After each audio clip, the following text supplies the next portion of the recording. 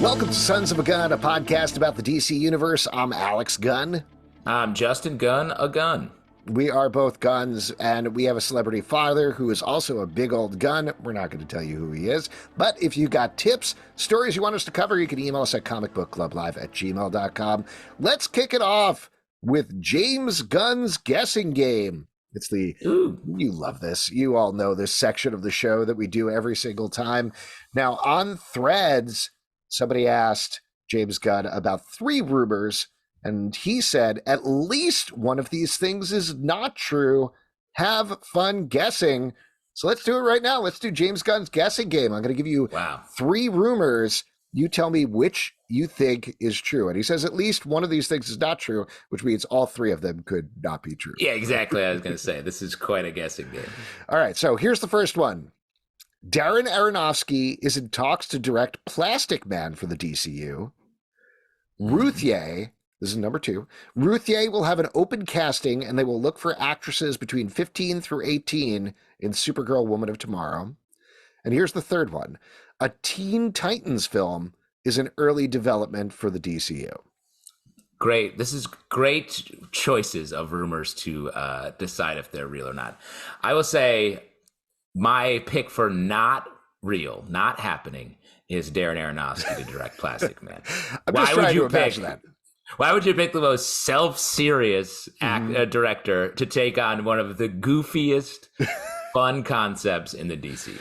Yeah. I was watching Requiem for a Dream the other day, and you know who would be great for Plastic Man? Yeah. This goof. Yeah, I don't see that happening in a million years. Like, he's circled superhero stuff before. I think he was up for Batman, and maybe something else that I'm forgetting about, but like, that's not going to happen. I would like to see him direct a superhero movie. I like the way that, especially some of his newer stuff is a little like, whoa, but his earlier movies, Requiem for a Dream, is so good. Dark takes, but yeah, I'd love to see Plastic Man shooting up until he dies. That would be fun. Yeah. Second one seems yes to me. Definite yes. Will have an open casting, and they will look for actresses between 15 through 18 in Supergirl Woman Tomorrow. That's how casting works. Sure. Yep. Definitely. Yep. Agree. And let's talk about the third one, Teen Titans film in early development for the DCU. This is something that I mentioned at the end of last week's podcast because I just think it would be so exciting to finally see a live action Titans on screen. That's because you forgot about the long running TV series of Teen Titans. Truly a hole in your brain. Yes, but at the same time, if there was, for real, if there was a second rumor on here that was true, I don't see a reason where in some stage of development, they're like, I don't know, let's explore what a Teen Titans movie might be like. That's got to be on the idea board somewhere, right? Definitely. And let me say, you know what it takes to put something into early development, quote unquote, is literally being like, hey, should we do a Teen Titans movie? Boom, early development. So yes to that as well. So there you go. 2 confirmed rumors from James Gunn's guessing game. I really hope he makes this a regular feature, honestly, because very fun. Let's move to a much more serious one. Bassem Youssef is an actor who was rumored to be let go from Superman Legacy for criticizing Israel. He said as much in an interview with Piers Morgan. Always reliable as a source. The quote was, I was cast in the movie Superman, and then they told me we changed the script. Oh, after this Piers Morgan interview, excuse me.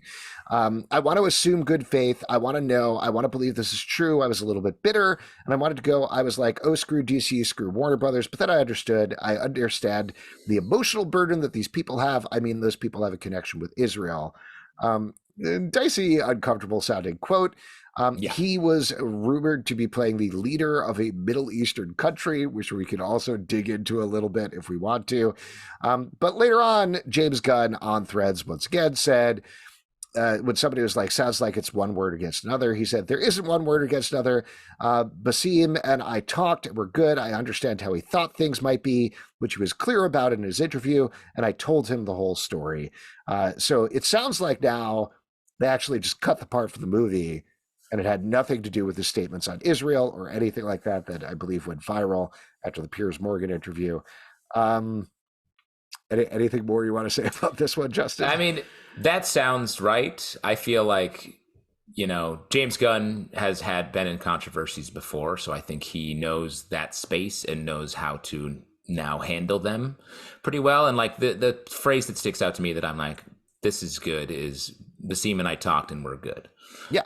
So like, that's great. If that's all good, then I feel like this all tracks for me. Yes. I don't love the idea that they were going to dabble in Middle Eastern politics potentially in this movie. Agreed. Something that we've talked about before. The rumor was that Superman gets involved in some way I don't know. I'm just getting like bristling and uncomfortable even thinking about it.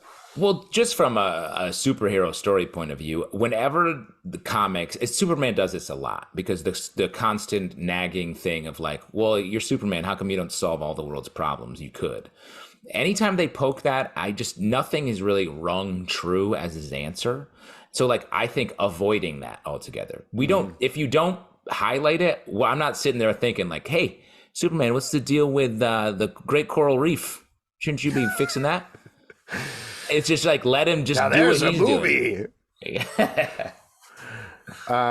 Yeah, I agree with you on that. I don't think they need to go there. Maybe they are. But then the other problem is like, if you go there, you got to heighten it at some point. You can't have 2 hours of him sitting in Middle East peace talks and being like, well, we're in a real quagmire here. It needs to be like, and it's Brainiac behind the whole thing. Exactly. Which also is weird because then that trivializes everything that's happening in the region and has been happening for decades. I don't know. I hope they don't go that way. That would be a real bummer. Yes, agree. Hard agree. Let's move on to something else. Todd Phillips released a Valentine's Day tease for Joker Folie à Deux with new pictures of Joaquin Phoenix and Lady Gaga in costume. Looks there we correct. Again, Valentine's Day, the #1 comic book movie, talking point between this, Madam Web, everything. It's fantastic coming. Forecasting came out that day as well. Yes. Huge day. Huge day. And in fact, I believe we talked about this on our Marvel podcast, but the next couple of Valentine's Days are all earmarked for Marvel releases. So great. Valentine's Day is for lovers of superheroes. Is what I always say. Fall in love with Marvel, please. Again. Remember, we used to be so close. We thought we were going to be together forever. No, man, I'm with DC now. Speaking of which, let's move on to another thing that's like kind of news, kind of not news. So in the most recent issue of Production Weekly, which is a reputable source, mind you, this is where people who are in production go to look for currently in productions for jobs. I ran out of words there. So they go through listings and cycle through as people submit things to it. And I was surprised to see that popped up at the latest issue as listed as in development were 3 Max series from DC Studios, Waller, Lanterns, and Booster Gold. Now, the thing was surprising to me about it is not that they are in development, because we know that, but that they popped up again. Since you are in production, I don't know how heavily you use Production Weekly. Does that mean anything that they're in the most recent issue, or is it just, have they moved forward in any aspect? I would guess, this is more hypothesizing. I would guess, yes, they've shifted forward. If they're entering a publication like this, it's because there are more jobs or different jobs. And if you're just writing scripts, you don't need production jobs. You hire writers and creatives wouldn't be hired through a place like this. It's when you need to start getting into like some production design and other of the different departments that deal with the actual physical production. So yeah, I would bet these are moving forward to, line producer, budget, all that. So it isn't even like they're getting close to actually turning the cameras on, but they may be just moving in that direction. And they all make sense. I mean, we've talked about these before, but Waller is the no-brainer because you got Viola Davis. We know Peacemaker is completely written, so I could see them rolling directly from Peacemaker potentially into a Waller series so that those could be spun out one after the other. Lanterns, which is the Green Lantern series featuring Hal Jordan and Jon Stewart as buddy cops investigating mystery. We know that is key to the story of what they're telling in Chapter 1, Gods and Monsters. So having that in a place where that can come out not directly after, but right after Superman Legacy makes a lot of sense. And Booster Gold, I don't know, but seems like that gives it a different tone. Then you got a comedy in the mix as well. Well, I think these all make sense, like what you're saying. If they're going from Peacemaker and following into a Waller, which is probably a little bit more dramatic, it's a nice shift using characters where maybe we see a little bit of Peacemaker, and then like there's something there. Lanterns feels like their big prestige play, coming off Superman Legacy, to have a TV show to go to that is in the vein of True Detective feels what they're going for there. Mm-hmm. Awesome. Psyched for that. Probably hard-nosed, dramatic, a little darker than superhero fare we're used to. And then you come back on Booster Gold, which may be the sort of spiritual successor to Peacemaker, mm-hmm. a more lighthearted, goofier version of Peacemaker. All of that fit creatively, which, as we know, is Daddy's big play. Is really nailing the creative. That's what they really should have called this, is Daddy's Big Play. Daddy's Big Play. That's what I call it. Yeah. All right, let's move on to the opposite end of the spectrum, something that was canceled. Superman and Lois was canceled because of Superman Legacy. I think this is something that we intellectually would know, but was said out loud by Bradley Schwartz, the head of the CW, at a recent TCA panel. He said they don't want a competing Superman product in the marketplace. And to be clear, he was talking about Warner Brothers Discovery, not James Gunn and Peter Safran or anything like that. Yeah. They don't necessarily make calls like that, but Warner Brothers wanted them to wrap up Superman and Lois in time. It's a bummer for fans of the show, but makes sense to me. Yeah, agreed. I mean, they would never have multiple Batman or Jokers in the same mm-hmm. marketplace. That would be insane.